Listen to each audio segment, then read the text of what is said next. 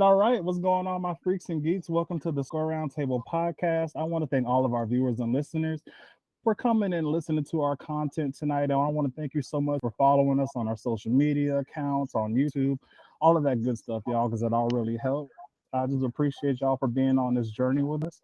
And tonight, guys, we have a very special guest. Now, in the podcast, we always talk about things like horror. If anybody knows me, I'm a huge horror nerd. We talk about Afrofuturism. We talk about Afro surrealism, and the guest that we have tonight really embodies both of those things, guys. So I would love everybody to give a warm Square Roundtable welcome to our amazing guest, award-winning horror, sci-fi, and thriller novelist, Mr. Brandon Massey. Thank you so much. I appreciate it. Happy to be here. Thanks for reaching out. Looking forward to chatting. Oh, no problem. No problem. We're so happy to have you because I had horror novelists and people that are in that genre on the podcast before. But one thing I was really interested in, like I was discussing earlier, Afrofuturism and Afro surrealism, really seeing horror through the lens, or horror, sci-fi, and thrillers through the lens of, through an African American lens, basically. Because that's something I've been interested in for a while. And I know you're a proponent for really getting that out there. That's why specifically I wanted to have on this podcast. And we'll get into a lot of that later on. But what we do Roundtable, we always love to give a mental health check and just really see where our guests are at. So I just wanted to just know, how have you been doing? Things have been really all over the place in recent years, so we just want to make sure you're doing okay. Yeah, I'm doing good. I'm alive. I'm breathing. I got my health. I'm good. COVID, the whole pandemic situation was at first really scary. Literally like almost like a real life horror movie. I guess it was completely in some ways, depending on your experience and where you were. But we didn't really know when it first started how it was going to evolve. And me being who I am, of course, my imagination was just running wild with it. And just thinking, it's going to be like The Stand, and we're going to be just bands of bandits just roaming around, and what's going to be happening. I think now, for the most part, a lot of things have settled down. The vaccines, whether or not you take them or whatever, things are getting back to normal. So that's good. I know one of the things that have been asked before is during the lockdown is productive time from a writing perspective. And you would think it would have been, but it actually wasn't. And I just think just because I just had this kind of anxiety, uncertainty simmering in the back of my mind, it was hard to focus on creative work at that particular time. So I think I'd say in the past year, I think I've really gotten back into my groove in terms of being able to focus on things and work through different types of ideas. I might not always have ideas, but just being able to start and finish something, just getting back into that. But yeah, overall, I'm good. I did have a book come out in July. This book, The X's. This is more of a conventional thriller novel. There are elements, I guess you could more call it like a psychological horror, because I like writing about, in addition to the supernatural elements, I also like to write about people just that are just straight crazy. Just fascinates me. You know, because it just seems so real life. Because I've known people that are just, man, he's just straight crazy. So what would that be like? That's what that book is about. But I'd like to just explore different themes, and just depends on where I am creatively. I try to avoid repeating myself from one story to the next. Okay. If I wrote like this story dealt with a sociopathic female, so the next book won't deal with that. I just try to touch on different things. But yeah, I'm good. How are y'all doing? Great question. I'm pretty good. Yeah, I can say that too. Really busy. Cool. Oh, yeah. Tired. Yeah, can't complain. Cool. Yeah, I think we're all just right. We're here. I think we're all just pretty tired. Dmitri was just talking about how hectic his schedule was before you came into the chat. And I think everybody's schedule like that. I'm currently in a doctoral program, so we're all thank you. So we're all doing a lot of different things. But the cool thing is about the podcast is it really gives us an excuse to have fun and just get a chance to talk with one another, because all of these guys, we got one more co-host, he couldn't be here tonight, but yeah, we're all close friends from college, and of course that's my brother. So it gives us an opportunity to kick back and either chat amongst ourselves or have a really awesome guest like yourself. and just have a Yeah. good Yeah. time, you know? Yeah, Yeah. let's do something besides homework all day. I swear it is tough. But that's Yeah. an interesting point you made, Brandon, about just how your creativity works. Because you would think like stressful, scary situation that just would breed creativity for a person whose job is to stress people out and make them scared. Yeah. You know, like that whole thing. Yeah.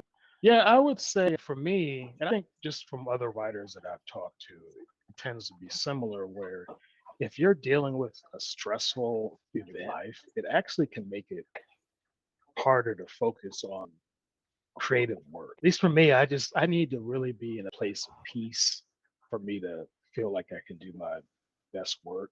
Because honestly, like I've had times where, let's say I was worried about financial challenges. And when you're just broke, thinking about how you can pay a bill or what bills are you not going to pay to keep things going, and you're just laying awake at night, can't sleep, tossing and turning. I wake up, it's like I can't even focus on writing a story. It's just because I got this noise just echoing in the back of my mind. Yeah, I've just personally found that if I'm a place of peace emotionally, it's easier for me to find like the heart of a story, in particular the characters. It's easier for me to step into the minds of the characters if I can have a place of peace in my own head. I can leave my own self, my own worries behind and get more to the characters. So a lot of what I try to do now is, especially as I get older, is thinking about how can I have like routines? It may sound boring to some people, but I have these, and just that team just really helps me get to a place and focus. It tells my brain it's time to work. It's time to get some creative work done. I wasn't always like that when I first started out. My teens, early 20s, when I was writing, I just wrote whatever, whenever. But I found that as I've gotten older, I have to be a lot more deliberate with my approach. It just seems to help do better, seems to help me do better work. That's just, again, it may sound boring, but I know when people ask me about, oh, I want to write something, what do you do? What's your approach? I just think it's just being very deliberate and thoughtful and trying and really just learning what type of environment and mental state contributes to your own creativity. For all of us, that may be different. Some people like to go to a coffee shop like Starbucks or something to do their work. Right. Other people may want to go to a hotel, or they need to lock themselves in the basement or whatever that may be. But you just got to find what works for you. And I feel like I've gotten pretty good at knowing what works for me. And if I stray away from that, it can be a little challenging for me to get to where I want to be from a work perspective. But yeah. Okay. I definitely understand that, and it's not boring at all because we've got the really great opportunity of talking to a lot of writers, especially in horror. So we're definitely realistic. It's not a situation where I'm thinking you got to be surrounded by corpses or something crazy to be able to write a scary novel. I'm definitely realistic with it, but that's a good start. Actually, that really leads into my next question: is just really getting a lot into your background. So you were saying that you also did a lot of writing in your late teens, early 20s. First of all, I just wanted to know where you're from, and then where did you get your love for narrative writing? Like, where does that come from? Yeah, so I'm from this small town outside of Chicago called Zion, and it's north of Chicago. It's right on the Illinois-Wisconsin state line, and 40 miles north of Chicago. Most people, nothing's ever interesting has happened in Zion. I can take that back. So it was founded as a religious community. Okay. And so every street in the city has a biblical name. So I grew up on Eshcol Avenue. My grandparents lived on Gilead Avenue.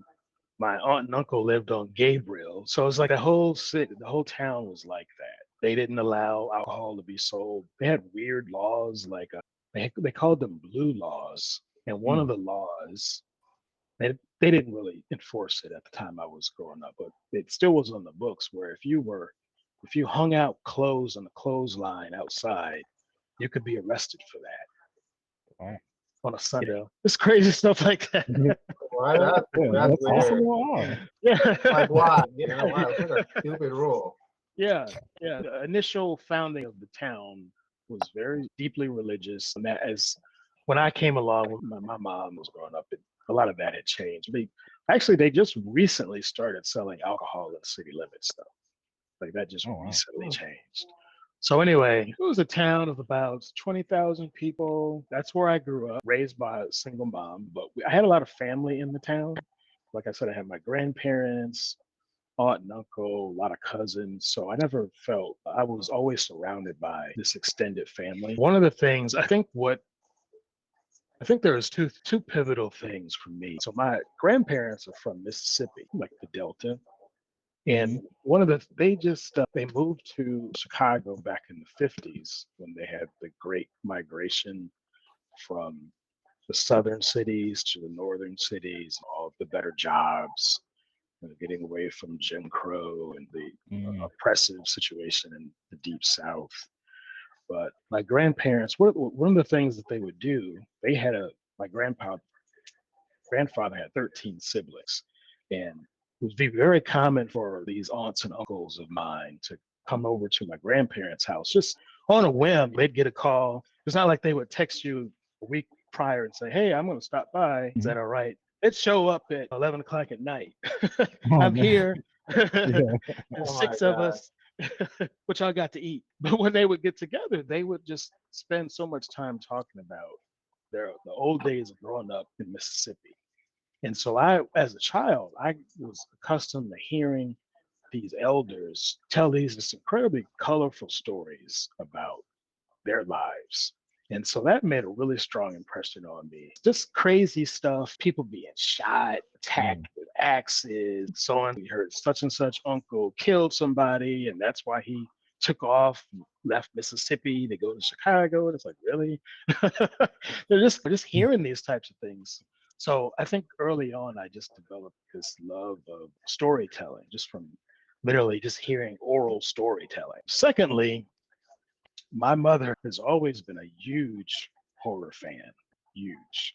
Wow. And one of my earliest, not one of the earliest memory I have of going to the movies is seeing the original first Alien movie. Yes. 19, I was like 5 years old. Now you would think, why is she taking a 5-year-old to see Alien? But she wanted to go. She liked to go to matinees, so she'd take me to these matinees. And it didn't matter that I was 5. I guess she couldn't find a babysitter or something. I don't know. But I went to see Alien with her. I still remember seeing the movie poster, the egg with the cracks. I actually have a copy of it in my office with the glowing cracks in the egg. And I distinctly recall seeing the alien, the baby alien, bust out of the character's stomach.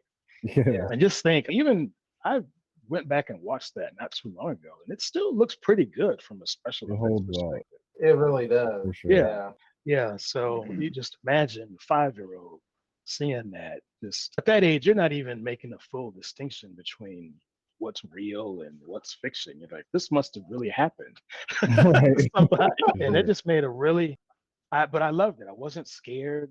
I wasn't grossed out. I was just like totally riveted by it. So that made a really strong impression. I love that feeling of just being on the edge of my seat and being scared, but you kind of that you were still safe because you're watching the movie, like it didn't come out of the screen. You're still safe. And then she was also, still is, a big Stephen King fan.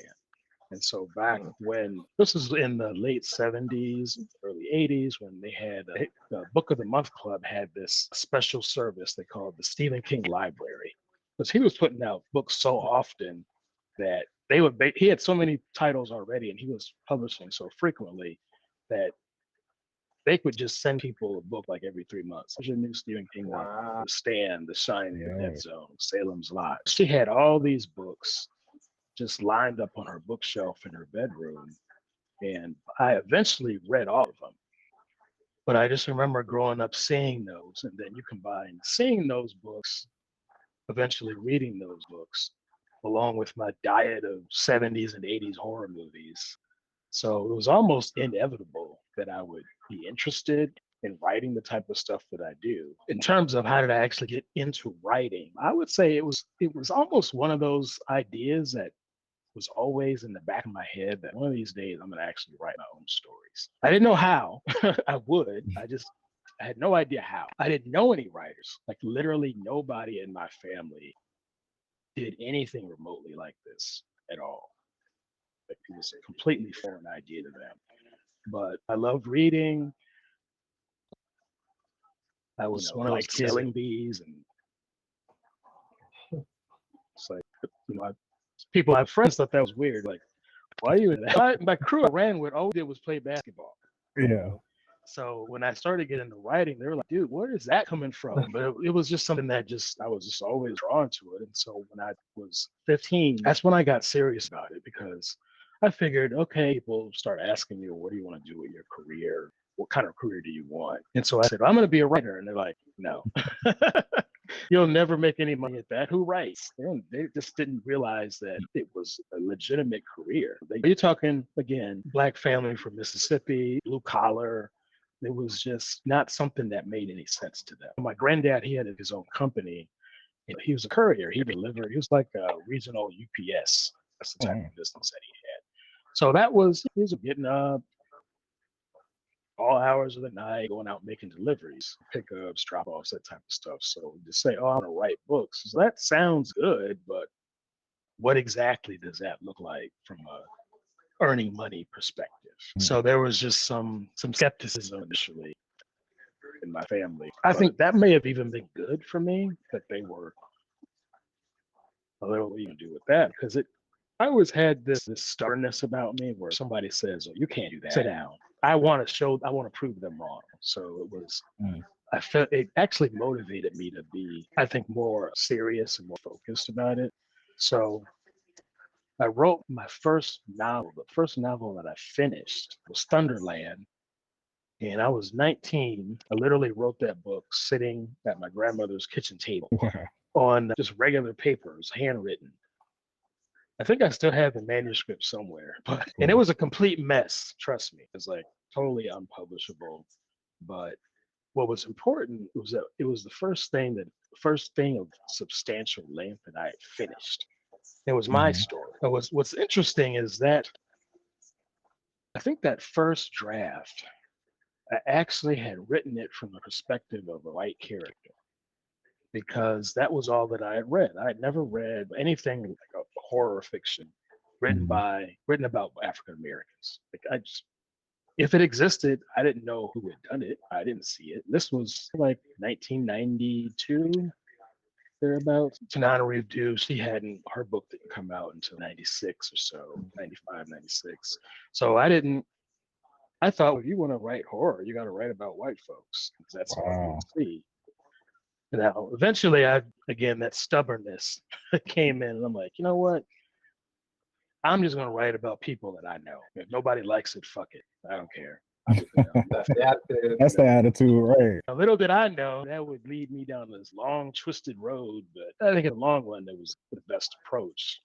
But just initially, there was just no, other than reading a Stephen King or a Clive Barker, McCammon, Peter Straub, people like that.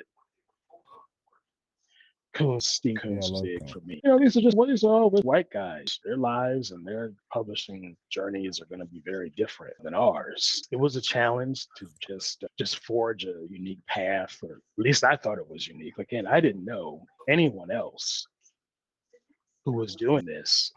I wish I had. Maybe it would have made it easier. I don't think back then we just didn't have the community that you do now. Like, today you can go on Facebook and find all these different groups of Black creatives. For sure. Back then, unless you knew somebody locally, and no one was even using the internet. So unless you knew someone like a college or a library or something, it was a bit isolating. And maybe that's why to this day I tend to be a little bit, I just go off and do my own thing because I always had to. And I'm not usually someone who joins a group and says, hey, I'm in your group and let's talk and share everything. That's just wasn't my experience. My experience was I had to figure it out on my own. And that's just always been my approach. Now I've learned that that's okay to a point, but there's nothing wrong with it. It's good to talk to people and get other perspectives. Oh, for sure. Yeah, definitely. But but when you're first starting out and you don't have that, it can be a little challenging. Think about other writers like Octavia Butler. I know that when she started out sci-fi in the 70s, who was there? You had Delaney, maybe a couple other people. I know Stephen Barnes, who came out in the like mid to late 80s, but it still was very few and far between. Oh so. yeah, completely. And even now, it just seems like it's a, I guess, underground thing. You know, you don't really, because I know one thing you talked about. I think I was either reading an interview or something in one of the books that you've written, but you were talking about the atmosphere that you were seeing in Black media or African American media as far as writing was concerned. And you were talking about how you can bring things like that people don't usually associate with African American, like sci-fi and all of that to the forefront. Yeah, it's really been exciting to see how there's just been this explosion. Like just you all's podcast. Like this type of forum just did not exist 20 years ago. If it did, it wasn't in this format. Correct. You know? Exactly. Yeah. Now it's just a lot more accessible. And I think that's a great thing for people who are interested in pursuing a creative path, or maybe they just are fans and they want to discuss and hear what like-minded people are talking about. I think what you all are doing, I think, is really important. So that's why I was happy to, especially to see Black men doing this, especially so often. Now, I love support from everybody, but usually when I do book discussions, it's usually the ones who are interested in talking about the fiction. So it was really interesting when you reached out to me and said, I could actually talk to some brothers about this. That's just not something, I can't remember the last time I've done something like this. So this is good. So thank y'all for doing that. Come from you. Yes. Yeah. Exactly. Oh yeah, definitely. That means a whole lot. Yeah. But one thing I wanted to talk about was, it's just interesting how you said you just navigated through figuring out your process on your own, because nowadays it's like a huge culture with blogs and websites and even apps. So like you've probably seen the, like, how gotta put it, like the blogs where it's just like top 5 ways that you can write your story, or top 10 ways you can become a better writer. It's like the culture now. Yeah, it is. Yeah. I think I think it can give you a starting point, those types of articles or courses or wherever they may be. I think all it can do is really give you a starting point, but at some point you're gonna just be facing that blank page by yourself. And it's gonna be up to you to figure out, how do I move from, I guess, get the words down, what am I even trying to say? No one can do that for you. You can get coaching, you can read articles, and that's fine, but it's all just supported information. Ultimately, it will come down to sitting or standing. Maybe you're dictating your book, whatever. Just working your way through your story. No one can really help you with that. And even though as many books as I've written at this point, it can still be hard to just sit down and feel confident about what you're doing. Sometimes I've written things and I don't even like this. It's done, but I don't even know what to think about it. Usually writers are not good at, we're normally not really good judges of our own book. Ultimately, but again, it's great just to have this framework of podcasts and online courses, online communities that can really support and nerd creativity. It's encouraging to see that. It's encouraging to see just so many ways to put your work out there now that didn't exist before. You've got ebooks, print on demand, paperbacks, hardcovers, podcasts. I know people who they release their work in serial fiction on podcasts, serial fiction on online. I think it's called Wattpad. I think that's one of them. I'm not all the details of it. Yeah, but when I was starting, it was just literally just a printed book.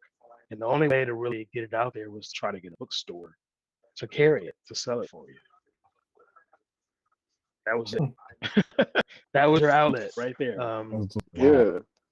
And you yeah, know. So and that's just and that right there is just really interesting because me and my brother were just talking about how difficult it is to just get some type of book out there if you wanted to do that, because with all the articles and stuff, you also got so many people trying to peddle this book selling service or book publishing service, and it's just a whole bunch of it's like a whole bunch of hoops that you just have to jump through to be able to get this thing done. And yeah, so I don't even think that's even an option now, where you just go to a bookstore and be like, hey, I got this book, I want it published probably tomorrow. yeah, I don't think that's a thing. I guess it's so yeah, it's so saturated, right? yeah. It's saturated, and you know, even back in the day when I would go to, I couldn't get into a chain store. That was almost impossible. But there were some African American independent stores, quite a few here. I'm in Atlanta, so there's quite a few here. Where they would work with you. They'd take your book on consignment, which there was no risk for them doing that. They worked with a lot of self-published authors. So back in the 90s, it's like walking around with books. I had a box of books in my trunk. You'd roll up somewhere. Hey, you want a book? Hey, I got some. You know, just selling them here. They used to do their mixtapes. That's what it was like. Yeah. With books. You know? Oh yeah. So yeah, it was very different back then, and now there's just so many opportunities. I would tell you also back then, when my first book was Thunderland. So it was a supernatural story about a boy his imaginary friend comes alive, and people just did not. People always ask me like, "What were you thinking? What makes you want to write this type of stuff?" Because all of my peers were writing what I called the baby mama drama book, where it was, you know, it's like they're trying to be they want it to be like a male cherry. So for me to come out with saying, "Oh, my book is about the supernatural, it's scary," well, at least I want it to be scary. I hope it keeps you reading late into the night. And they're just like, I don't know if I want that. It sounds like a good experience. So it was hard for me to find just an audience. Wow. Of people who were, I think I've got at least some actual fans now, but back then it was when you would just take a book anywhere and try to talk to people, you would just meet all kinds of people. Some folks would say, "You're writing about demons." Some of us can be very conservative religiously. So, you're writing about demons, and I can't open my spirit up to that. It's not what I'm writing about. But so it was a challenge sometimes to find people who were just willing to read it. But I think that the audience has evolved quite a bit from how it is. And I think it's taken time for that to happen. Yeah. We got tonight, we've got like a Jordan Peele with his films just showing, hey, Black creators can work in this space and are responding positively people to it. But I think it took a lot of convincing. One of the things I've noticed in particular this year, it just seems like there's more of the mainstream outlets are like interested in Black more than I've noticed in the past. I've gotten just these offers completely out of the blue from people just reaching out to me and saying, "Hey, I want you to write a podcast story for me, or I want you to adapt a comic book series for me." And I'm like, "Why are you asking me? I don't even know you." And I just really think that there's almost been like this mandate of people just across the board realizing, being told at least, "Hey, you've got to bring more diverse voices into this industry." So I think there's been some change, things moving in a good direction. Still not where we need to be, but I think it's definitely better than it was 20 years ago. Yeah. And I can definitely. Go ahead, Josh. What are you about to say? Oh yeah, I was gonna ask, why do you guys think there has been sort of culture shift in the past 20 years or so?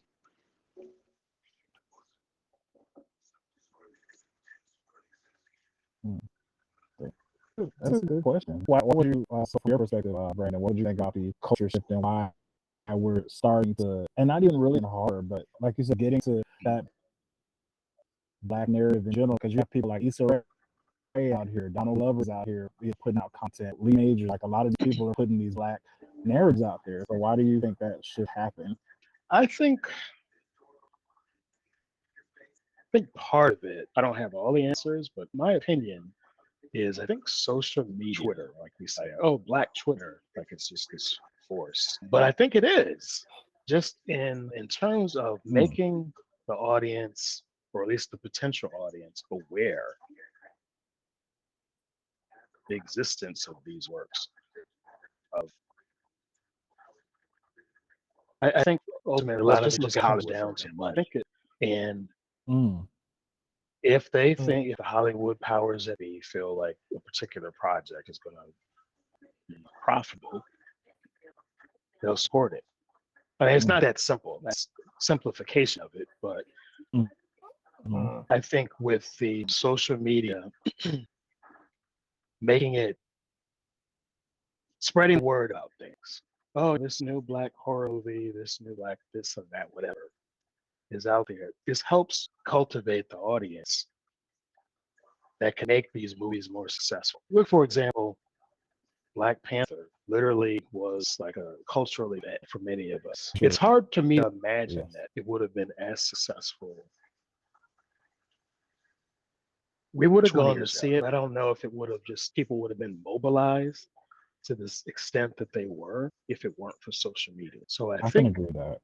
Yeah, I think I always assume that, like, we're tired of seeing the same old stuff over and over again, and people just weren't buying into what Hollywood was putting out at the time. A lot of the stuff that, like, every summer you're getting a Fast and the Furious movie, and the repetitiveness of it. So, like, that could have been an element of it, and they were just like, well, let's give chances to different people, like different voices and stuff like that.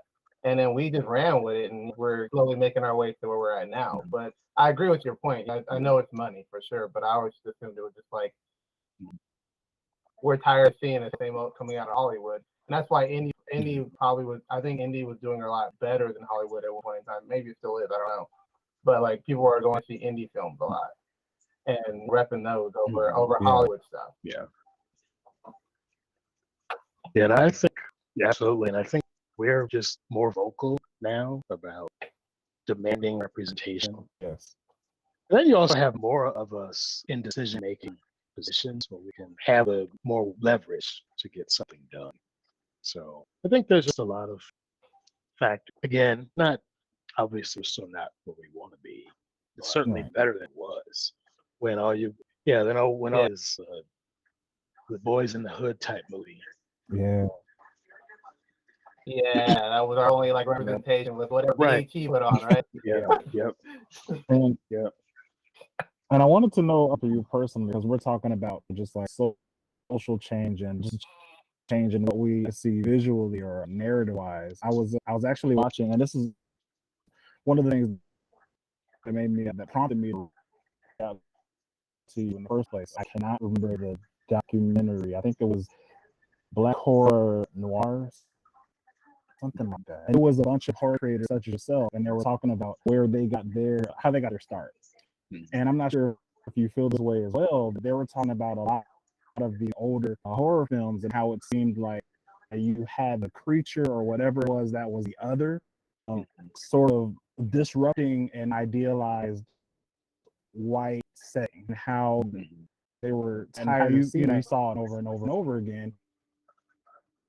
And especially for you, because you were talking about coming from an area, sure, maybe these other Black creators are out there, you didn't see that what you were already seeing with that was popularized already.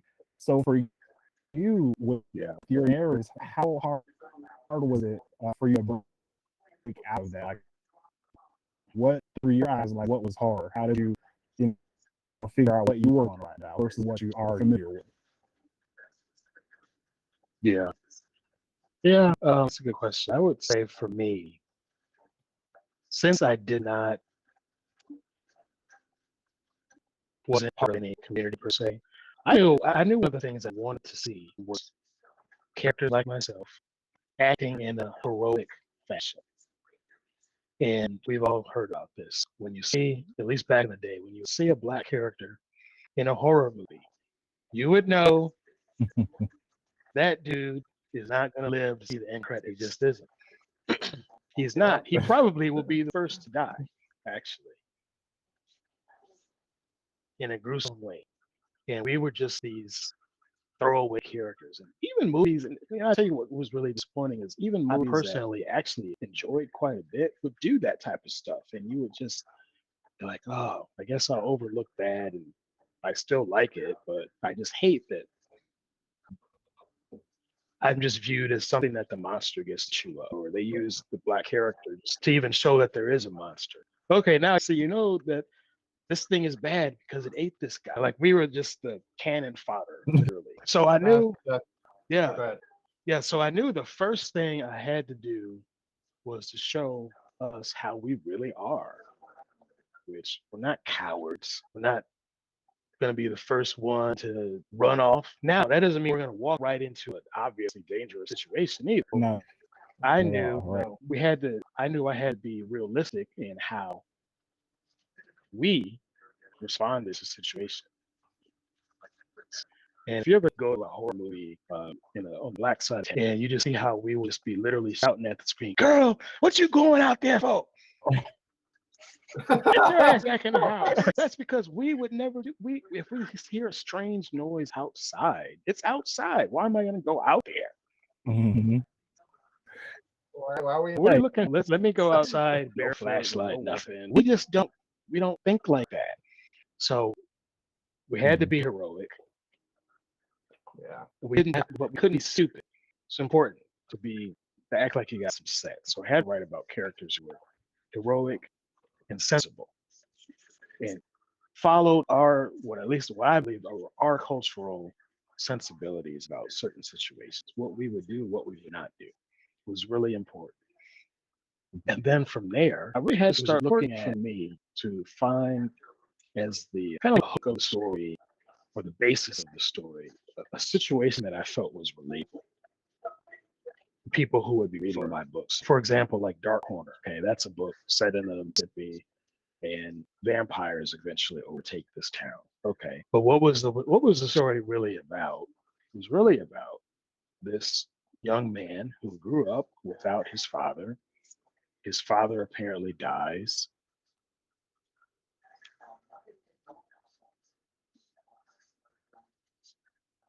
And he's in this house in Mississippi. So the main character, David Hunter, moves from Atlanta to Mississippi to just check out this property that he now has been given.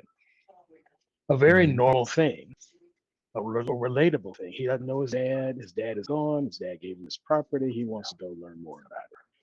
That's how he gets into the story. I could relate to something like that. So for me, it was coming up with what I felt were relatable situations as really the genesis of all of it. Now, as far as what is the horror? What are we afraid of? What's bad about being a vampire? That show, at least in that book, there's good and bad. Maybe it's not all bad, depending on what you're doing. You've got like fantastic powers. You're immortal. Just try to handle it in a realistic way, but it's just interesting, when you're, at least my perspective, my approach on writing this type of stuff. I'm trying to be very intentional about the types of characters I'm portraying, trying to really avoid stereotypes. History, there's been so many stereotypes about us, how we would behave. Yes. Showing us as being uncivilized or illiterate or whatever. It's just really what I feel like we as Black creators have to be very cognizant of these things and deliberate in how making sure we're not playing into those stereotypes. Trying to use history in a thoughtful way, in a realistic way. For Dark Corner, I did quite a bit of research actually. I went to Mississippi for over a week. Talked to a lot of people, just learn more about the history of the place. Even comes down to things like, how do you describe what a character of color looks like? You can't just be making everybody bad, dark skin. That's crazy. You can't, again, don't play into the stereotypes. Or don't say, oh, she was high yellow, so she was beautiful. That's crazy. You can't do that. So we have a completely different set of things we have to work with as creators that I don't think white authors, they don't have to think about that. We have to think about these things. I think for me, that's how I was looking at it, just trying to A lot of my stuff it usually comes out of some situation that I have some personal experience with. At least I know someone who did something similar to what I'm writing about. I don't usually take just something that's completely foreign to me and try to write about it. I have to have some type of personal connection to the story for me to be able to emotionally connect with it.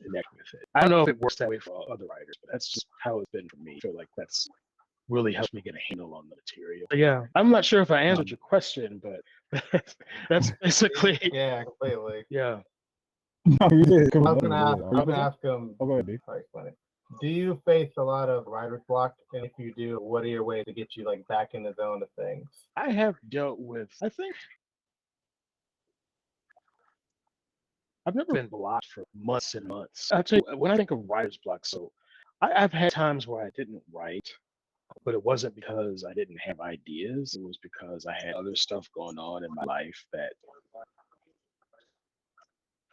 made me interested in writing at the time.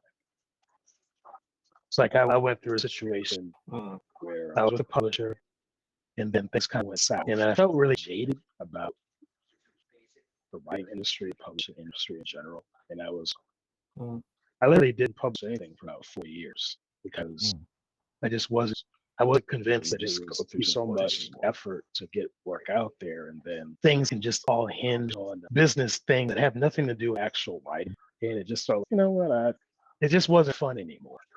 Oh, So I stepped away for a while, but it wasn't really because I was blocked. It was just not feeling any of it. And I think many people go through that over an extended career. You probably won't always be totally enthused about it. But as far as like writer's block, I haven't had a serious problem with it because number one, I'm always like ideas and files, like ideas for different things. Also, I've just learned that it's okay to write a crappy first draft. It doesn't have to be perfect. You can just put anything down. Just write something. Write down just complete garbage words. Allow it to be bad. Don't worry about it. You can come back and look at it later. But that's important for writers it's okay to practice. I think it's a good way to say it. Everything that you write doesn't have to be something that's going to be put in the Library of Congress. It's not like your whole reputation is going to hinge on this one thing. We need to take a step back and just say, you know what? I'm just practicing. I do that quite a bit, actually. I do just writing drills where I just take a writing prompt. The prompt might be something like, open the door and couldn't believe what she saw in the kitchen. Now, how do I build that to maybe a short story? And never publish it. But it's just something to exercise, just to practice work those writing muscles. And I think the more you do that type of stuff, it keeps writer's block away because I can just kind of just turn it on just like that. And just boom, you can start writing something. May not be great, but it's just something. It doesn't have to be good in the first half. It just has to be down. It has to just capture it. So I try not to take it too seriously. And that can be, especially when you're writing under a contract, that's when it can get a little stressful. That's when I think real writer's block can set in, when okay, I got a 2-book deal. I gave them the first book. It didn't sell the way that they wanted it to. Now this next book is the last shot. That's if this doesn't work, I got to go back to my day job. It's not fun anymore. So yeah, writer's block is real. I'm not going to sit up here and act like it doesn't happen. It does. But you just got to learn how to get out of your own head to some extent and just let yourself try to have fun with it. Just recapture that excitement that kind of drew you to want to write in the first place. Just think about that. Just have fun telling the story and let whatever happen. Definitely. And no, it's great advice. Yeah, because I never really thought about the concept of just writing down junk words just to have something. instead of just Yeah. sitting for an hour, and you just got chat with everyone. The end. Like I told you earlier, Right, you just yeah. got your name on paper. That's it. Look, if Oh only my the God. same worked for essays. Unfortunately, that doesn't work for essays. I can't just Yeah. write junk. And you just gotta do a lot of editing. That's just what that is. Like, let's take this whole part right here out. That's junk. I'm gonna put this at the beginning. Start like you start cutting it out. You're like, oh, I started off with 10 pages. Now it's down to 5 because I cut all the junk out. That's a good Yeah, exactly. 3.5. Cut out all the. Double days. I'm telling you, whew, that double space saves my life. But I like one thing you mentioned, Brendan. I say something else?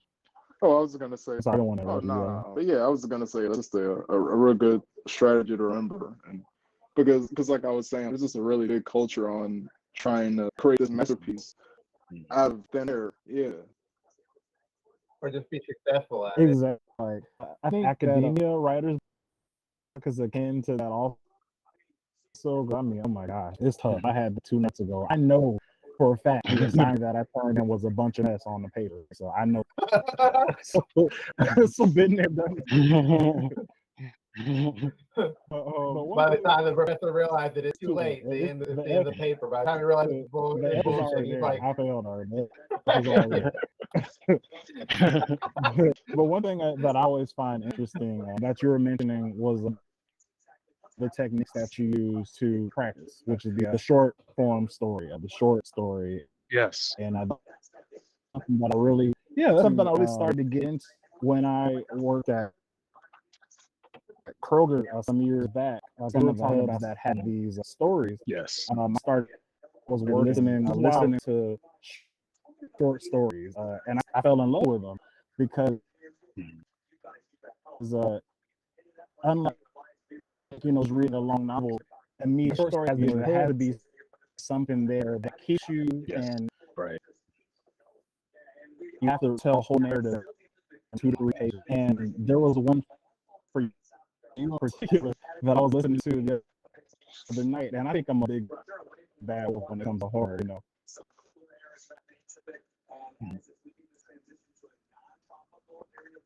And I mess around and freak myself out a little bit. I really that story because it reminded me. I ran upstairs and told Josh story is crazy because it reminded me, man, our grandfather was a big thing on our family. Nobody really knew. So I was just like a weird little. It's kind of like a weird little connection because. And I think it's interesting how you can have art and write it from your perspective and from your experiences, but other people take different things from. And I thought that was really cool. But that's an awesome story. And I wanted to left it a little twist at the end, but you also let it cliffhanger. So is the grandson is he on the grandfather? Because you kind of had at the end, so where, and I know I'm spoiling it, everybody, but I love that little nugget at the end. I love that nugget at the end where he was just like driving away. He was like, "Oh, I need to go check out the garage sale." His grandfather loved those. And once he had that little something, is that how his grandfather was living? Was that the thing? Yeah. Okay. It's funny because I wrote that story probably well over 20 years ago, I think. Oh wow. But yeah, I appreciate. I'm glad you enjoyed it. I think earlier I used a lot of personal experience. So actually, my grandfather did have a garage that was just full of what appeared to be junk. Probably a lot of it was junk. It's all about what if, the whole what if is what drives you as a creative writer. Thinking, okay, on the surface it's junk. Dusty furniture, just junk. Old broken appliances, and God knows what else, and all these crates and buckets and whatever. What if it's not all junk? What if there's incredible hidden away treasures in this apparent junk in the garage? And how would the grandfather have come to even get these things? So once I had that story, that concept, I knew I had an interesting story. It was a lot of fun to write. But as far as the ending, I like to leave things a little open-ended oftentimes, where leave the reader Okay. imagining that the character could go off into some future adventure after the things that have happened. And I get the question a lot about my stories. Are you going to do a sequel to this or a sequel to that? Probably won't, but I just like the idea of showing a character that's going to basically have a life beyond the story. I think it almost makes them more realistic in a way, to show like, wow, they still got a life, they got this big adventure ahead of them. Right. And you read it, and you're like, you just wonder, wow, what is this person doing now? Almost like they're a real person that you met them, then they said, okay, I gotta go. We'll Right. be in touch. You're like, okay, drop me. This is fun. I like to lose stories in that type of final note. No, that's really cool. Because the type of writing I'm interested in, and that's what kind of draws me to you a little bit, because I just don't like to have my hand held, like going through stories that people tell you like, this is exactly what that means, and that's exactly what that means. The end. And it's, wow, I didn't get a chance to actually think, because after reading some of your stories, thing that I automatically. Yeah, thank you. I don't know if you did it on purpose. Did patriarch, was that sort of connected in any way? I thought it was like stage thing with that as well. Did you mean to make that similar as the age? Yeah, I think Aspect. yeah, I think that so the patriarch has a subtle connection to my second book, Dark Corner, the vampire novel I was talking about. But as far as the age, I think it's just one of those themes that is a recurring theme for me that just interests me. The idea that you can have a person that they look like they're a certain age, but they're actually a lot older. Almost, you hear this all the time when you're talking about black folks. They say, "Black don't crack." Oh, he looks like he's 50, but he's actually nice. And you see people like that. You're like, especially like on Facebook or just family gatherings. Damn, how old is he? It's like he's 85. Wow, he looks like he's 60. So I grew up hearing that about people. People just they didn't look their age. And I'm like, what if they're like really not their age? Like they're like some outrageous number. He's actually 300. What? So. It's just something that's just fascinated me, being immortal or just extremely long-lived. It's just, to me, it's a fascinating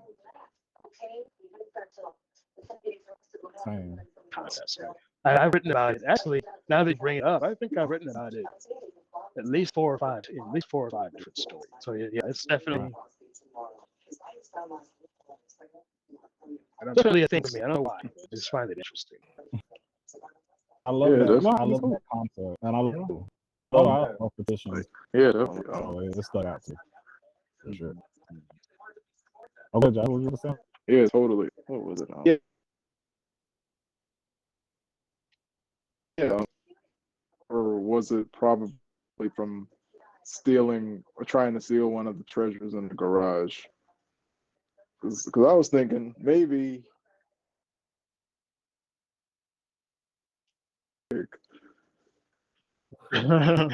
Yeah, something correct.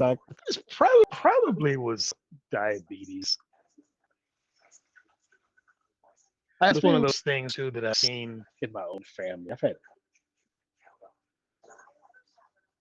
numerous brothers who were diabetic, and weren't taking care of themselves. Almost like a cautionary character. Make sure you're taking medicine. Got to die, could take your legs. I've seen that happen. It's horrible.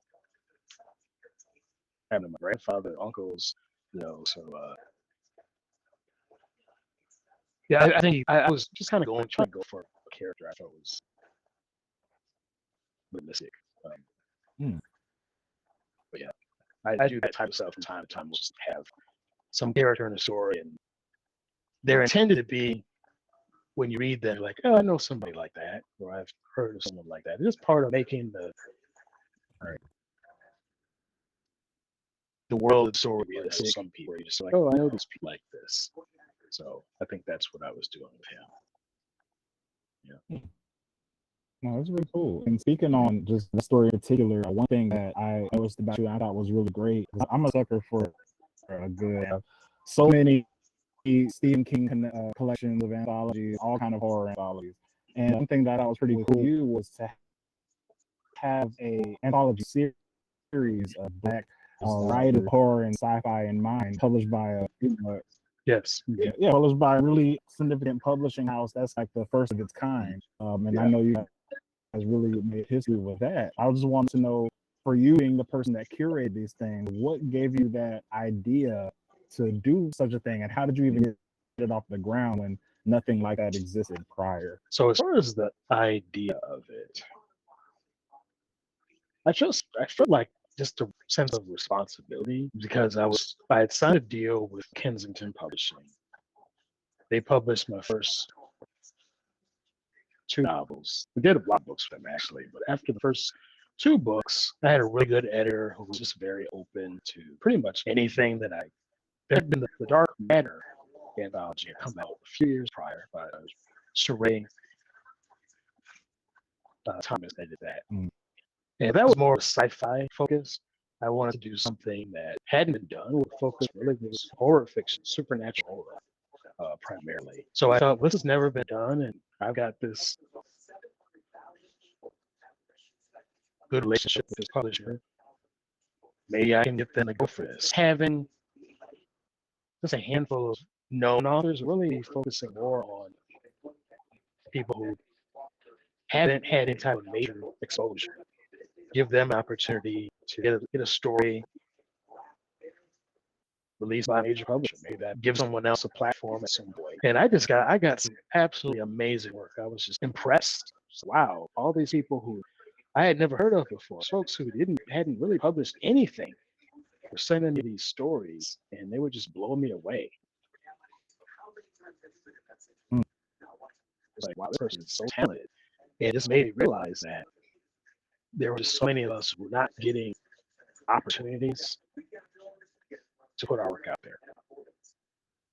Because I know, it's like some of these writers were so good that you would just look at them and think, how could you not be well known already? And I'm absolutely convinced it's because the more mainstream publications just weren't interested in their perspective. Just weren't. Maybe some of these writers didn't even want to try because they felt like they're not going to want to hear what I got to say. But it was interesting is when the first book, so we did 3 books, Dark Dreams 1, 2, and 3. The first one came out. There were so many white horror writers who were angry because I specifically said when I did the call for submission that I wanted books by, or not books, stories by authors of color, writers of color. And they were just, how can you exclude us? Dude, y'all been excluding us unofficially forever. Like, calm down, bro. You don't say like, yeah, it's like you got plenty of opportunity. So there was definitely some noise on the horror writer boards, Horror Writers of America. Wow. A lot of their members, I don't think they were too down with what I was doing, but I didn't care. It wasn't for them, so it was what it is. We did the first book and it did pretty well. And then we did 2 more. Some of the authors who were in that, and like Amar, he's gone on, he's published a lot of books. There's plenty of other authors writers who were in those anthologies have gone on to do lots of other work. To me, it accomplished the objective. So it just really was it was easy. It was easy to do because there were just so many great writers out there. It wasn't hard at all to find stories. It was actually the hardest part was deciding what stories I couldn't include because I had so much high quality work sent to me. Wow, I really want to publish this, but I'm out of space. I'm out of money because I wanted to pay people a certain professional rate. Not, I will just give you a copy of the book. No, we're paying people. Yeah, but I'm proud of what we did with that. I think it made a difference. Books are still out. They're still selling. Oh yeah. No, I thought it was amazing. Personally, well, like I said, I have quite the collection of horror and everything from Dean Koontz, Stephen King, to some of the Ian Reed, some of the newer writers out there. And then at a certain point, I just wanted to see horror or read horror from my perspective, from the perspective of my people. And I thought that was very interesting because I didn't know that existed at all. So when I saw the first book, it blew my mind Like Yeah. literally. Yeah. No, I think that is awesome. And I definitely want to give you guys some kudos for that and take my hat off because that's huge for forwarding the narrative, just for Black writers in Yeah. general. Oh yeah. So yeah, I Yeah, appreciate it that. was great. Yeah, it was great. Great opportunity. Yeah. Oh yeah, for Definitely. And even for me, not just with that, but I never actually heard of anthologies in that way. Because I read short stories as a like in grade school as a kid, but I never really thought about them on the terms of sharing a story and how a story is structured on the smaller scale. It's definitely interesting how it can be implemented in that way. Yes. Yeah, for sure. And I'm not sure if you heard about it, Brandon, because I know you talked about these different areas before. But and this for you too, Josh, one of the things that introduced me to the idea, we were watching anthologies before I even realized what it was, with the Twilight Yeah. Zone, things like Mhm. that. But what really got me into the narrative form, whereas somebody wrote a story and I'm listening to it or reading it, was creepypastas on YouTube. That's what got me. That was my gateway drug Mhm. into, oh wow, there are these horror authors out there that they're just pumping out these short stories, Yeah. and that's the journey that led me here to your work as well. I have to check that out. What's it called again? Yes, so they do have a website too, but they primarily operate on YouTube, and they're called creepy pastas, like pasta like food, and then Cool. Yeah. so it's really cool. A lot of great horror writers on there, so definitely I'll check check that that out. out. Yeah. I'll check that out. And since we're on the topic of narratives, one thing I was watching a lot of people talk about it on YouTube and different social media websites. I just wanted to know, like, what you think helps and hinders forwarding the narrative of African American stories, especially in horror, because we have a lot of great stuff going on out here. And in media, with Jordan Peele, is doing a lot of great things. Like his last story was an alien story from Black perspective. I think that's great. But you have certain other stories as well that talk about the real horrors that African Americans have had to deal with, and that Africans had to deal with in general, segregation or just straight slavery. Because you have a couple, I think the creator, Little Marvin, he created the series Them. I'm not sure if you, Yeah. and then Yeah. you have the movie Antebellum that talks about a lot of aspects Yes. of slavery from a horror perspective. And some of the, now I really like both of those projects, but I've heard from a lot of outlets, African American outlets, saying how some of those stories aren't necessarily progressive and they look more of a torture porn or Yeah, I've heard trauma that. porn. I just wanted to get, as a Black creator in horror and thrillers and that kind of world, what kind of perspective do you see for stories like that? Yeah, that's a good question. And I've heard the same feedback on social media about particularly them. They got a lot of blowback over that, but I think there's I think there's room for all types of stories.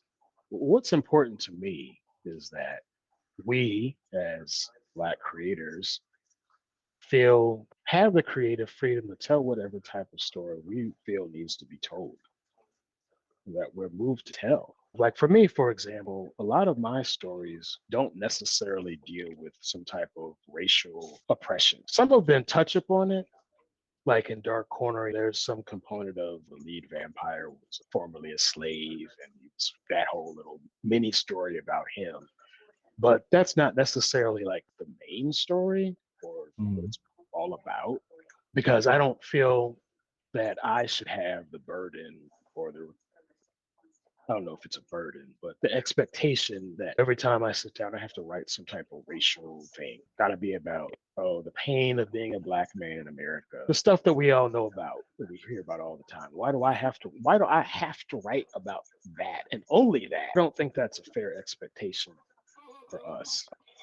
But what I've noticed, just my own personal experience, it seems like, I'm just talking from like a book publisher perspective. It seems like those are the types of stories that we're expected to tell. Yeah. It has to deal with race in some way. If you come out with a story that maybe it's just a story about a crazy person or some supernatural creature that you're writing about African American characters, but it's not a racial thing. There seems to be some like disappointment. Oh, why aren't you writing about the struggle? You know what I'm saying? So I just don't like us being put in a box of, oh, we can only write stories about racial stuff, oppression, and murder. So I think there's a place for all types of stories. That's my perspective now, and we can choose to watch a series like them. You don't have to watch it. If it makes you uncomfortable, don't watch it. Like my granddad refused to watch Roots when it came out back in the 70s. I don't want to watch that. This was triggered him. He didn't want to see it. Okay, fine. Other people, they want to watch that. They feel like it is showing something that needs to be shown. Maybe it's not even necessarily for a black audience maybe it's not a black audience that needs to see it. Maybe there are white people or non-black people who need to see a show like them to know what happened, because sometimes they don't know. So I'm just arguing I think there's space for all these different types of stories. We should not put ourselves in a box of we can only tell one type of story, and if we don't do that, then we're not legitimate, we're not worth following, I think. But I do think too that, okay, if we're all going to write something like that deals with some traumatic period in our history, we just have to make sure we handle it responsibly and not just be gratuitous just for the hell of being gratuitous and turning the screw just because you can. I think realizing that, yes, this is material that is going to make some people uncomfortable. And let me make sure that I handle this in a way that is skillfully handle it. So I think you got to have you can't just ignore painful topics to people. So you got to be aware of that too. But I still think those stories certainly have a place. Oh, for sure. Yeah. No, I like your perspective, because, and the one thing that just pains me sometimes is because we're talking about one of the biggest themes that especially we've discussed tonight is forwarding the narrative for African American writing, especially like you said in a horror. But the one thing that kills me sometimes is I love Jordan Peele. I think he's great for sure. A lot of his stories deal with social issues. You have classism, cultural appropriation, things like that, and we've all as a nation accepted that, and that is fantastic. Keep doing it. Great. But we can't just, the thing I don't like is we destroy everything that's not Jordan Peele. And it's just, you can't do that. Stephen King, all of his stories aren't winners. They aren't the greatest thing on earth. Dean Koontz, all of this stuff isn't the greatest thing on earth. Some of these new horror directors, they like Hereditary, people thought it was amazing. I was like, it's pretty good. It was not Midsommar was better. I thought Midsommar was better. Exactly. So exactly. Yeah. The thing that I don't, and I wonder if you see that too, Brandon, the thing that I feel like is we're so quick to just trash our own, we just don't give ourselves the space to create, because like you said, yes, some of that stuff is hard to watch. Me and Joshua sat down and watched the whole Them series, and some of that stuff was really hard to take in. Yeah. But at the same time, I made room for it, and I took it in, and I was like, okay, I experienced that. And I think Little Marvin's making another season of that show, and I'm like, hey, I'm ready for it. I want to see it, but I'm not trashing it before it gets here. And I think that's something that's really awful for us to move forward, especially in this genre. It's important. I think I see that happening on social media. There's just backlash against. I haven't seen it yet. Woman King. That too. A lot of backlash. Yeah. I don't know. It's a tricky subject. Yeah. I know both sides of the argument. I'm just like, I get it. Like I have myself, I'm like on the fence about it. Like I probably will see it, but it's like I know what the history is. I'm just like, I get it. But and my argument for that is just, if you're gonna, I don't know. I just feel like in a situation, if you're gonna do it for one thing, do it for all of it. You know, we love Hamilton. Hamilton was fantastic. Yeah. But they're dancing, singing oppressors at the, you know what I'm saying? Yeah, exactly. Yeah, agree. George Washington was not a nice guy. You know what I'm saying? And But, Hamilton was but we're definitely all- not but- either. No, but we're all out here rapping and singing and dancing like it's the best thing in the world. But you got a movie that's like completely black women, completely, and we're just like, nope. They participated in the Atlantic slave trade. We can't do it. Yeah.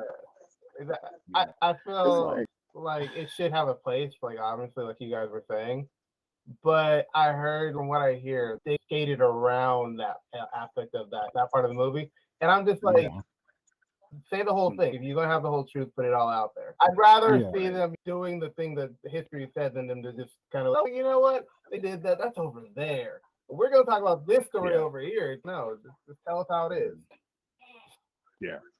Absolutely. Yeah, I think it's just like it's Definitely. a catch-22 because I always feel like let's not cherry pick. Let's do it all because by the same token, you got movies that glorify people like they were amazing and they just weren't. Like I used the example. What was it? A movie with Hugh Jackman, The Greatest Showman, talking about he was Yeah. very racist, but he's dancing and the movie got told. It's like, No, it's great part about it. but you It's great part about it. They made him a nice guy at the end of the movie, didn't they? Like, they were like, they're all thinking like, we're coming to save the day. I'm like, he was a bad dude. Like, and that's not how that went. So that's my thing, Brandon. I don't know if you agree with that, but I'm just like, No, I agree with you. Absolutely. okay, because I'm just like, why are we now doing this for a movie filled with black women? Why is it a problem now? That's not. Yeah, it's kind of suspicious. We hold ourselves to a much higher standard. Yeah, completely. Impossible. Yeah. Impossible. And I didn't mean to get on my Yeah. soapbox, but that's such a hot topic. It was needed, dude. Like, I feel it. I'm with you 100%, dude. Yeah. If they bad people, put them on a bad platform. They could think about how they're bad people. You know what I mean? Like, Right. why are we? Okay. But Because like glorification could be in different ways. Like the Jeffrey Dahmer thing could be glorification in a certain way because they're like it's like a, you know what I'm saying? So yeah, it's like I said, it's supposed to be a form of entertainment for truly traumatic events that happen. Exactly. It's a kind of weird area too, like with that kind of aspect. Like when we have like people glorifying or like making like a classic, like everybody's trying to watch it of a serial killer. It's a weird gray area. Yeah. How many movies have they made about Ted Bundy? Yeah. Right. Exactly. You know, like dozens. They're always They had a what is it? Was it Netflix or like when is that? Is that Afron Wayne or something like that? They had a Netflix or movie or some shit like that. And I'm just like, why are we glorifying this dude? Like, why are we? Yeah. And at the same point in time, I get it. I'm not sure if you're familiar with this series. It's called, oh gosh, what is the name? Remember that criminal show me and you were both watching, Josh, with this guy, he literally interviewed serial killers. It's not Criminal Minds. I can't remember right now, but basically the whole point of the show was of this guy, and his job was to understand the psychology of serial killers. And I completely understand where people are coming from. Like you said, Brandon, we hold ourselves to a higher standard. But because I think one of the last... You said what? I think it's Minefield, not to cut you off. I think it's Minefield. Minefield? Is Minefield? It's something. I think it's like Minefield. That. It's something like that. And basically, one of the last things that they had covered was the Atlanta murders, and they were talking about that, how all those black kids were murdered by supposedly a black man, and that did feel different. Like I felt sick watching that part of it. When the rest of the show, it didn't really hit me until it felt like it hit home. So I definitely understand where that came from. But at the end of the day, I just feel like if we're going to do one thing, let's just do it for everything. Let's not single out black people, black folks. Yeah, exactly. Yeah. I agree. But other than that, Brandon, one of the things I wanted to just ask you, so as far as black literature... Oh, go ahead. What were you going to say, Josh? Can you hear me? Yeah, you gonna say something, Josh? You made it seem like you were gonna say something. What? My screen kind of froze. What did you say? Oh, it sounded like you were saying something, or you were going to say something while he was talking. Oh yeah. Basically, I just wanted to like see where you guys were at. Well, what makes a horror story? What makes how can I put it? I guess with the hyperfixation of a traumatic event, make it a horror story, or would it be something else? Because I would think I thought of I don't know something like Queen and Slim or Boys in the Hood. That could be a horror story, but I'm not really sure. I think that would be definitely a question. So how do you see that, Brandon? I think for me, horror is feeling extreme, like putting characters in extreme situations. To me, it's all about it has to be something where the person literally fears for their life dying. Maybe necessarily, but their life as they know it could be destroyed. It's something that is out of their control. To me, so I can think of a situation that for many people is horrifying, like getting on an airplane for people who are truly afraid of flying. Like if I fly, I need to be like totally doped up on meds in order to even just tolerate it. Like that's not me personally, but I know people like that. And what's horrifying about getting on an airplane? Because you are not in control. Right. Yeah. You are literally putting your life in the hands of the pilot and the engineers, the mechanics, Mother Nature. It's just this perfect storm of factors. Everything is out of your control. You're just sitting there, and anything can happen. The plane could be hijacked. Anything can happen. So when I think of just horror, when I'm sitting down, I'm saying I want to write something scary. For me, it has to be something, and I think that's why the supernatural oftentimes doesn't always, but oftentimes comes into play is because it's all about something we don't understand, something that's outside of the universal laws or the laws of science as we understand them. That's a lot of what I think can trigger that certain sensation of getting the chill down your back. So that's a sign of a really good horror movie, horror story, is literally getting that, just feeling that chill, feel right down your back. Exactly what I'm talking about when you have that experience. Oh yeah. So, holy shit. And I love that. So for me, so we asked, could Boys in the Hood be horror? I guess it could. It just would depend on, is that a situation that creates extreme fear for you? I would think if you have, let's say you lived in a neighborhood like that and you are dealing with drive-by shooting or whatever, and that was like your reality, I think it could be very horrifying, a situation like that. So yeah, I think it definitely can depend on your own environment. I think when we are creating like a horror narrative, we try to come up with situations that are right about things in a way so that anyone who picks up that story can experience what that character is going through. You can relate to it. And I think when a sign of really good writing is when you can sit down and watch something that has maybe doesn't even have a personal connection to your own life, and you can be just completely riveted and terrified by it. So just thinking of some of the movies that I've seen, there's this movie called The Babadook. Maybe y'all ever seen that? Yeah. Oh my gosh. Yeah. Yeah, they do a really good job with the character development and this the dynamic between the little boy and his mother. And I've seen it like three or four times.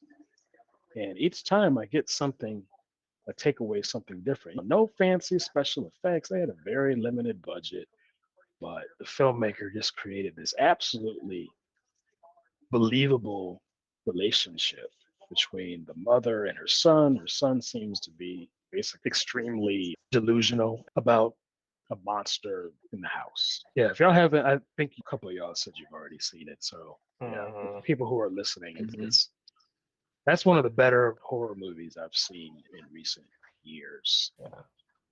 Yeah, but So it's just about, again, just pushing to that extreme emotional cliff. Now, I saw Hereditary. I didn't really find it that scary. I thought it was okay. I thought the ending was bizarre. The naked coven. It's like, why is that scary? It's like, maybe it is scary. I mean,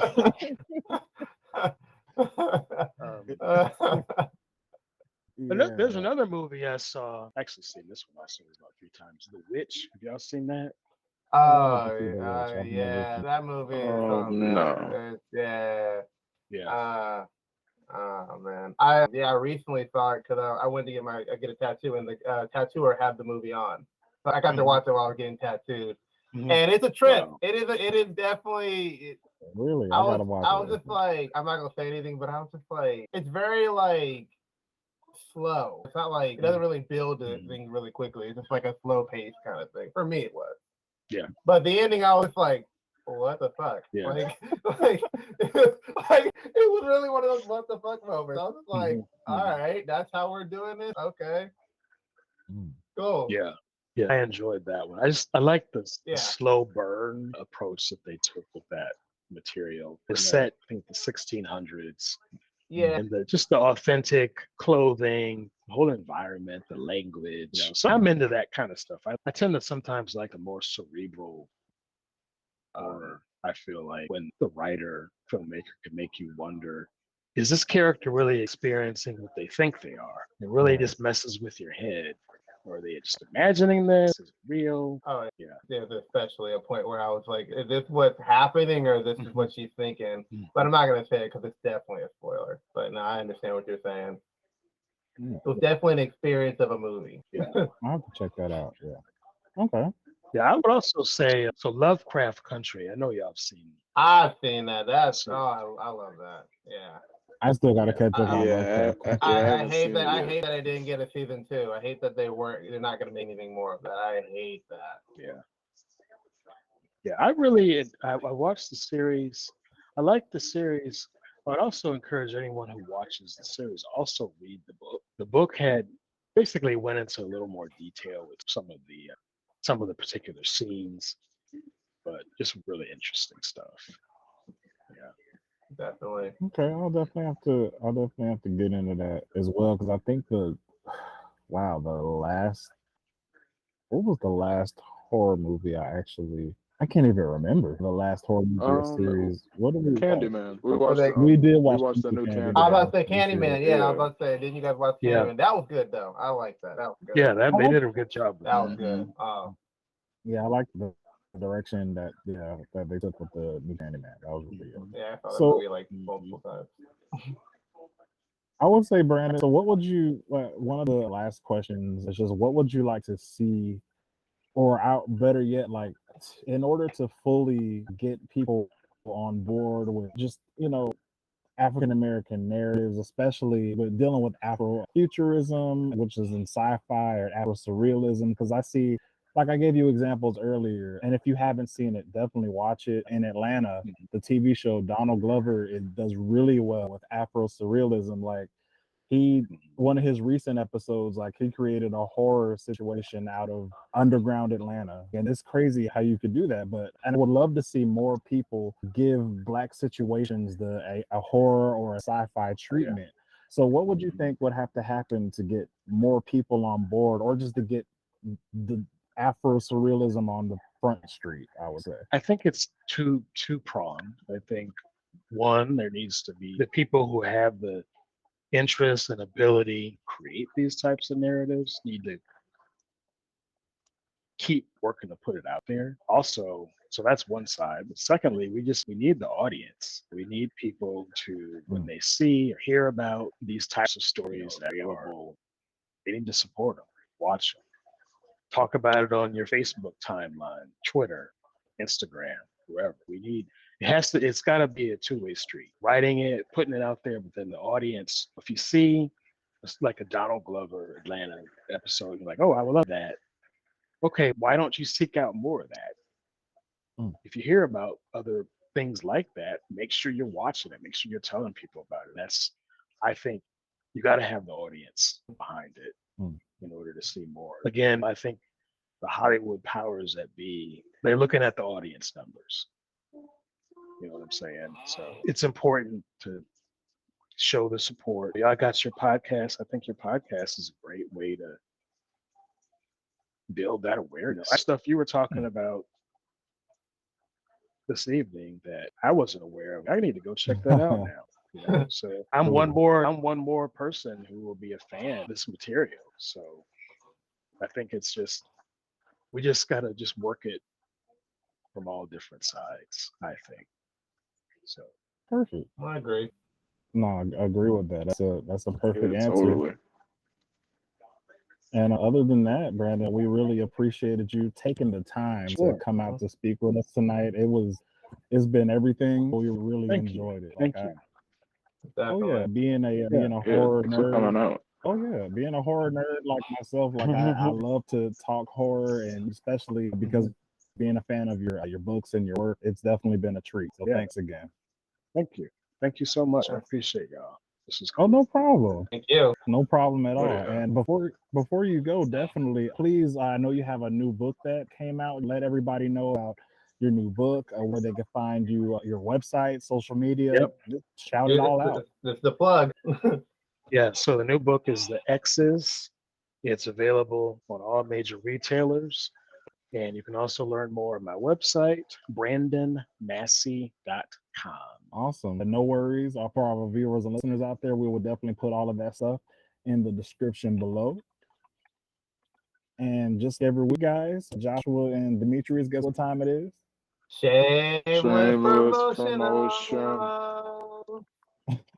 So yes, guys, it is time for our shameless promotional. We are the Square Roundtable Podcast. You can catch this amazing podcast as well as all of our other episodes with awesome guests. You catch that on our website, and that's squareroundtablepod.fandomlim.com. And one more time, that's squareroundtablepod.fandomlim.com. Also, guys, just to let y'all know and remind everybody, we are part of a new radio station, so we do have a spot on a Rap Nerd. So just listen to the Rap Nerd radio station, guys. We'll be on there at 7 p.m. every Tuesday and Thursday, so you can hear this episode along with all of our episodes on there too on demand, guys. So definitely check us out. And go ahead, Demetrius. And if you can't catch us on our wonderful website and on Rap Nerd, you can catch us on YouTube at the Square Roundtable Podcast. And if you like this video, smack the like button. Leave us a comment on anything that we talked about in this video. If you have any horror recommendations, we would love to see them in the comment section down below. And also, if you have any questions, comments, maybe concerns, that too, share the video because that helps us out a lot. Hit us on our socials, our Twitter, our Instagram, and that pesky Facebook group. That is like a horror movie right there. There's nobody there. There's all zombies. It's zombies, right? It's zombies. It's there. But yeah, y'all, like Dmitri said, follow us on all of our social media platforms, including our TikTok. Demetrius, you got yeah. So tell them about the TikTok, man. Yeah, we got a TikTok. Is it at the Square Roundtable Pod? I'm pretty sure it is. And we post the content on it. We're going to be posting content on there regularly pretty soon. Follow us there too. Yes, sir. Just like always, guys, once again, Brandon, this has been an amazing night. Thank you so much again. And I would love all of our guests, or I would love everybody, including our wonderful guests for the evening, to introduce themselves before we head out. And once again, I am your host, Chad Singleton. Dmitri. I'm Josh Singleton, hashtag guest, hashtag Brandon Massey, brandonmassey.com. And this has been the Square Roundtable Podcast. We are out. Peace, guys. Peace.